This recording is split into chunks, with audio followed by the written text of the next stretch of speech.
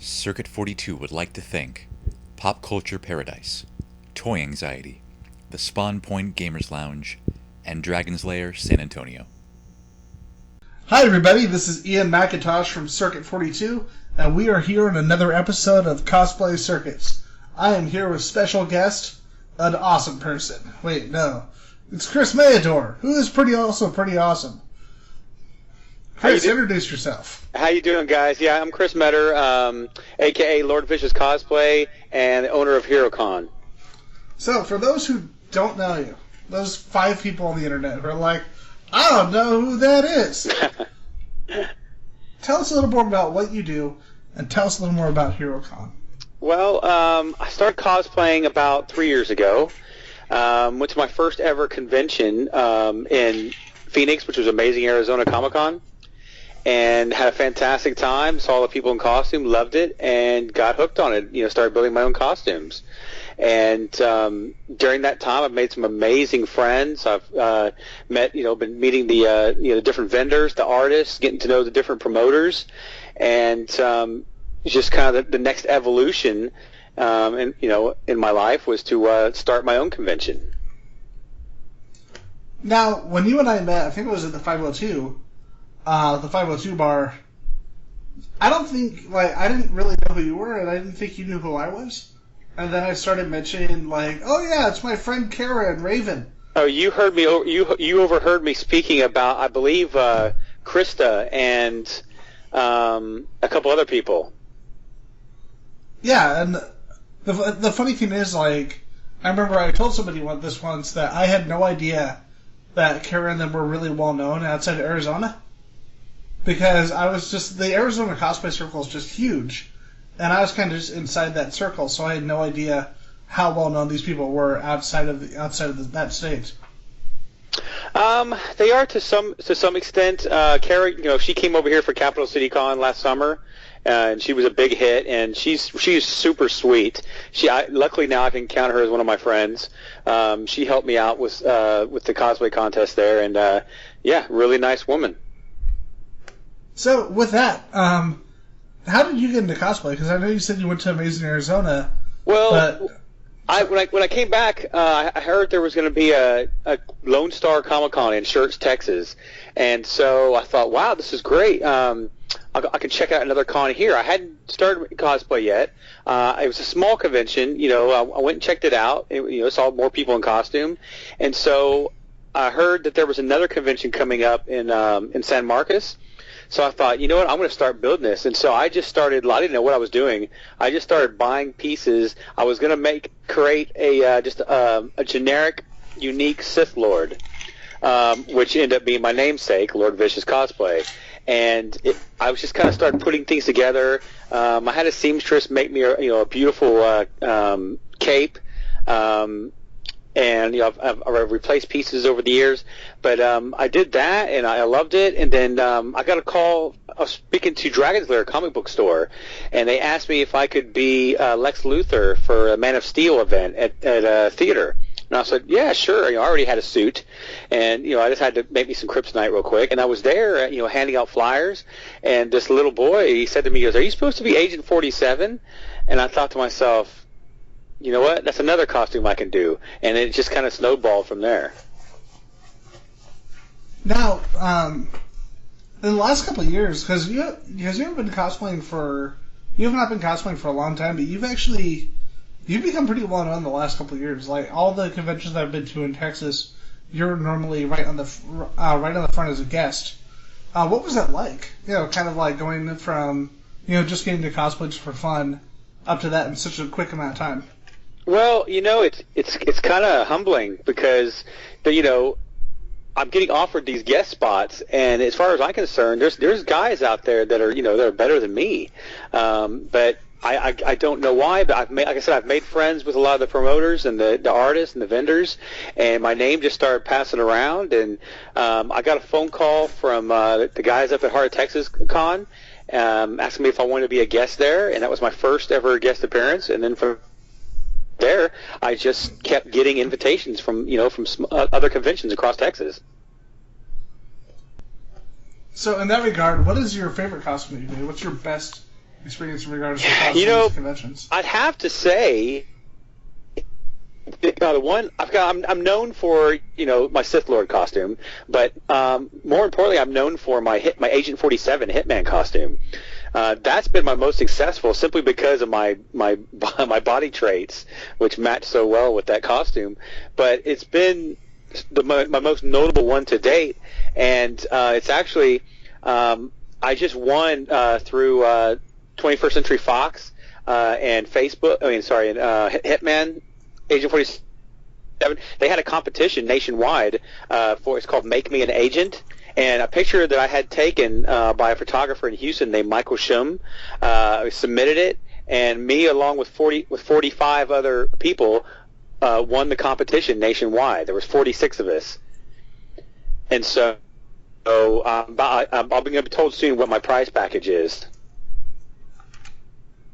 That is so freaking cool. Have you ever seen the voice actor for 47? No, I haven't. I'm going to send you a picture real quick so you can see this. For those at home, well, we'll let Chris describe how this guy looks. Okay, go ahead.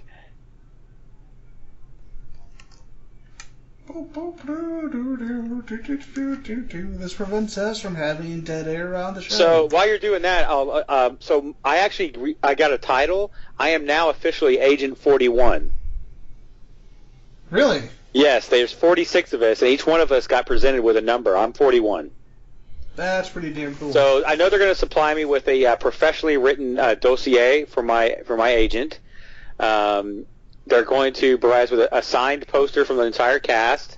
I think we're getting a certificate for spinning on some of their websites, and they're also going to pay for us to go attend a premiere. That's amazing. So what do you think of the games? Oh, I love the games. Absolution, I play it all the time. It's fantastic. I gotta say, my favorite was Contracts, just for the atmosphere. Like how they took a lot of levels and just made them so different. Oh, wow, that's him. Okay, well, he's a lot older than the character in the game. But he has a very intense look to him. The thing is, though, you have to realize it's a recent picture of him. Right. So when the original came out, when did the original Hitman game come out? Oh, I think it was maybe 2001 or something like that, 2002? 2003. Okay. So, because consider that was a recent picture of him when he was younger. The funny thing is, when he was younger, he looked just like the. He was a spitting image for Agent 47. Yeah. Yep. Well, the voice of his, you hear it a mile away and you know it's him. The part that's really crazy is that he walked into the studio and they didn't know what he looked like. So when he walked in, he just looked like the character. He should have walked in the studio with a black suit on and a pair of black gloves on. And yeah, apparently they actually changed the character design, because if you remember the original, he's got that really, really narrow face. That's right. They actually changed the design to match David Bateson. Okay. The second game. That's awesome. So with that, tell us a little more about HeroCon, because this is pretty unique. It's definitely, and it's, I hate to use this word because it's such a pretentious word, but it fits. It's very much in the modern zeitgeist, considering how cosplay has become. Well, like I said, I've made a lot of friends over the past couple of years, within the artists and the vendors and other con promoters, but because I'm so heavily rooted in the cosplay community, I wanted to, I've been tossing around the idea for like a year and a half, about starting my own convention. The first concept, I was going to do like a parking lot convention, start small. I was able to get some funding, and so I was able to go a little bit bigger than I originally planned, but I didn't want to I was adamant, dead set, and I'm still to this day, I do not want to do a pop culture con. There's plenty of pop culture cons out there, and to me, I think that's the easy route to success. You bring in a bunch of B-list celebrities that to draw the people off the streets, and and the artists and the cosplayers don't get the attention they deserve because of that. the average Joe off the street shows up. They got their novelty dollars. They're going to go spend on autographed pictures and and pictures with their favorite celebs. So by the time they get out to the vendors and the artists, they're broke. So I wanted to do not only a true Comic-Con, like Amazing Group does, but I wanted to do also something that caters to the cosplay community as well. So for my show, I try to target. I have the artists, so we have like a Comic-Con, but I also try to target most of my vendors based on the cosplay industry. Prop sellers, wigs, makeup, that of that nature. If I do bring in celebrities, like this past recent, my first show, I brought in Eric Zapata, who was on seasons 4 and 5 of Face Off. Well, he ties in with the makeup and costume community. He did a great, fantastic panel on special effects makeup. So I'm definitely going to expand on that as far as my guests go next year. There's a few more of the people who run the show that live here in the Austin area. So I've got a connection. I'm trying to work out as we speak, getting them in as well. But at the same time, I'm going to start getting my feelers out, and I'm speaking to some people. I want to get some guest famous artists in as well, some comic book artists. I want to create an atmosphere for both sides and bring it in, mesh them together. Well, if you ever want to do any kind of crossover work with us, we here at Circuit 42, we'd definitely be willing and happy to be there. Okay, awesome. No, that sounds fantastic. So with that, now, with the success of this and how well it did in the first year, because let's be honest, Austin conventions, with the exception of like StapleCon, have not been huge successes. Now, the weird thing is there's such a huge pop culture circle in Austin, and let's be honest, a much larger one than San Antonio. Why do you think it is that Austin conventions have had so much, I hate to say it, but with the exception of the success of your show this year, it seems like there's just been a lot of bad luck. Why do you think that is? The communities in Austin are a lot different than the communities in San Antonio. If you go to a San Antonio show, you'll see a lot of families there. A lot of young families with children under, say, 10 years old. And that's the makeup of the majority of the people that show up.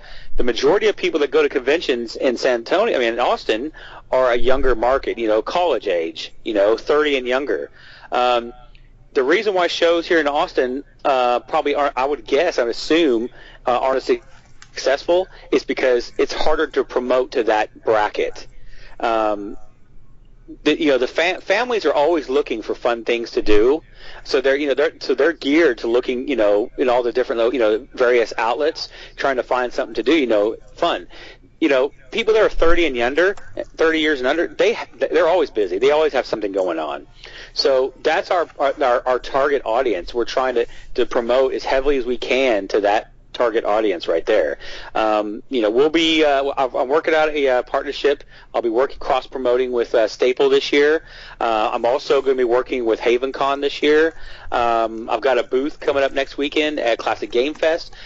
Myself and my assistant Shannon Brewer, we are doing everything we can.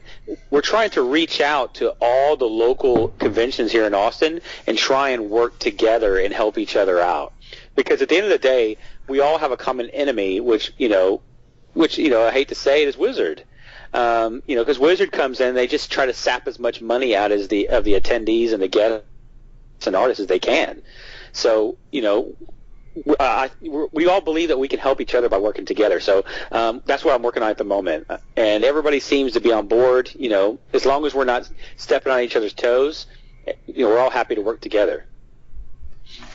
See, and that's the way it should be, I think part of the reason something like Staple does so well, because Staple never targeted kids. No. They were never targeting families. They were targeting the indie comic book market. And when they kind of came out when they started as a convention, they were small. I remember they were at the freaking Elks Club. Yep. You went downstairs and there were like these old dudes sitting there drinking. And then you go upstairs and it was this tiny comic book convention. But, you had like Scott Kurtz, back when Scott Kurtz was really popular with PvP. And so it was kind of crazy. You had, like, I think Scott was there, and Terry Moore was there. And that was crazy for our first show. But I think the reason that they've done so well in Austin is exactly what you're talking about. Indie comic cons more appeal to adults and people, and the Austin crowd, people in their 20s and 30s, and less to families and kids and stuff. Well, we're gonna spend more time focusing on street teams and street promoting and getting out there amongst them, because that's gonna be the key. Here in Texas at least, if you plan a convention, as soon as you get it up on Facebook and you start promoting, you start handing out cards, it spreads like wildfire, and then before you know it, everybody in Texas has heard about your convention. So promoting in the convention scene here is really easy, especially for cosplayers. You build a con, they're going to come, as long as it's not conflicting with something else. And that's another tricky thing here in Texas. I don't know if you know, I run a page called Greater Texas Con Group, and I maintain a calendar of all conventions and events across Texas for 8 months out. And there's over 90 conventions and events across Texas all year round. So trying to find a venue and available dates that don't conflict with another major convention is so difficult. So that was what that kind of hurt us a little bit this year. Not a lot, but we were on the same weekend as A-Kon up in Dallas, and that's one of the largest anime conventions here in Texas.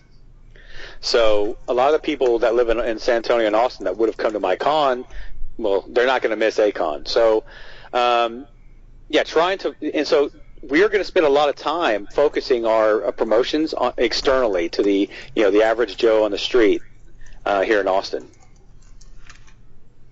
See, and that's a good way to do it, because just, there is such a cool network throughout Austin that, like you said, makes something like that pretty easy, actually. Well, now everywhere I go to a convention, now everybody's heard of HeroCon. Everywhere I go, I've heard about that con. And I tell you what, I'll drop the success it was.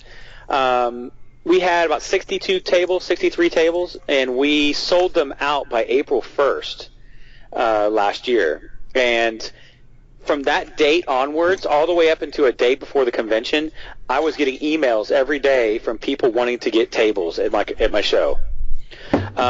Now that the convention's over and we're planning for next year, I've had at least half a dozen people message and email me already asking when I'm going to announce the dates and when do tables and booths go on sale for next year. That's not to mention all the other artists and vendors have already told me, hey, we're coming back next year.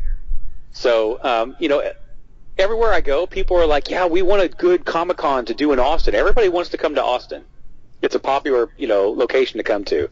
So everybody wants to come here. But, of course, getting other vendors to come, across Texas for a one-day con, it wasn't really worth their while. But now the next show is going to be, we're aiming to have at least 100 booths, and it's over 2 days.